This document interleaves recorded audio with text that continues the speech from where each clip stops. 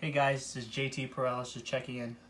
Hey, I just want to make a video for you all that will help you all out. The top 5 mistakes by beginner aquarium owners. Specifically for planted tanks, because obviously that's what I own. So, number 1, I would say buying too big of a tank. I mean, I have a big tank now, but I obviously I've started from the bottom, so.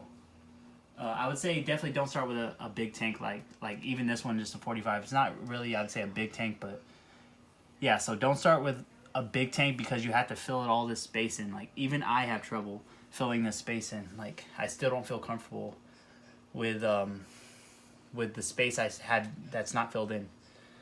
That's why I have the spiralis in the back to kind of like fill up the space in the middle and the top. Yeah, okay, moving on. Number 2 is buying a light that's too powerful. Yeah, so in the beginning, for me, I wanted to buy like very expensive lights, and and believe me, they get very expensive. They get up to like probably $500 or even more, maybe, I'm not sure, but very, very high.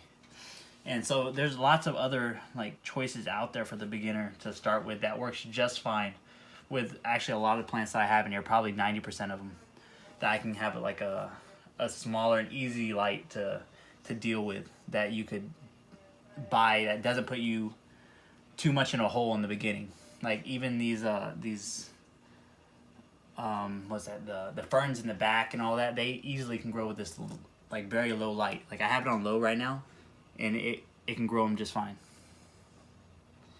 Number 3 is not buying the correct plants for your parameters. Yeah, so basically what I mean by that is basically getting plants that are too like high tech for yourself, especially with if you don't get super highlights, and which is you don't want to do when you're a beginner. You don't want to get these plants that are like need really high light, like baby tears, like that. Those need like a full-on set system, a CO2 system. That's expensive. A bright light, that's probably a few $100s right there. Just start with basic plants. Like basically everything that's in here is pretty basic, except maybe the tiger lotus needs a little bit more light. They're not too hard to grow though. So, but they do like a lot more light than most plants because they're red. I can make more videos about the reasons why plants, their colors, and how much light they need. Number 4 is buying fish that don't work well with your plants. So in the beginning, I had a tank. I had a cichlid tank, and most cichlids don't work well with plants in general because they like to like Malawi cichlids and stuff like that. They like to pull up your tank, your plants. Sorry. So basically, there's lots of fish that you shouldn't get. So you have to do your research. Do your research about the fish that you're getting, so you know if they work well with plants. Like angel is a type of cichlid, but they do work well with plants. Obviously, you can see it here. They don't pull up the plants. Is basically what you want to look for. Finally, number 5 is not being patient. With plants, you have to be very patient. They take a long time to grow. So the thing is that you don't want to be messing with them all the time. Like you have to be very patient, not be pulling them up and moving them around and messing with the lighting and the lighting cycle, like turning on and off all the time.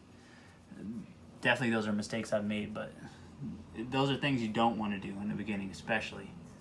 And if you just like keep a natural cycle and just keep it like the same every day for a long period of time, you're going to see the growth. Like it's going to take time, and it definitely is going to take patience.